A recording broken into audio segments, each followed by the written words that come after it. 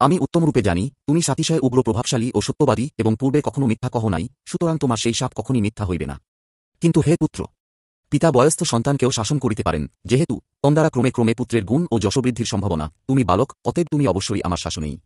আমি জানি তুমি সর্বদা তপনুষ্ঠান করিয়া থাকো, প্রভাবশালী মহাত্মারা অতিশয় কোপনস্বভাব হইয়া থাকেন। কিন্তু হে বৎস, তুমি একে আমার পুত্র, বিশেষত বালক, তাহাতে আবার অত্যন্ত সাহসের কার্য করিয়াছ, এই সকল ভাবিয়া চিন্তিয়া আমি তোমাকে ভর্ৎসনা করিলাম। এক্ষণে তোমাকে কিছু উপদেশ দিতেছি, শ্রবণ করো।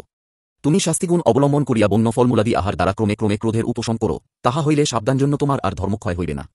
দেখো, ক্রোধ সংযমী তপস্বীগণের বহুযত্নে সঞ্চিত ধর্মরাশি লোপ করে। ধর্মবিহীন লোকদিগের সম্প্রতি লাভ হয় না। সমগুণী ক্ষমাশীল তপস্বীগণের সর্বত্র সিদ্ধিদায়ক।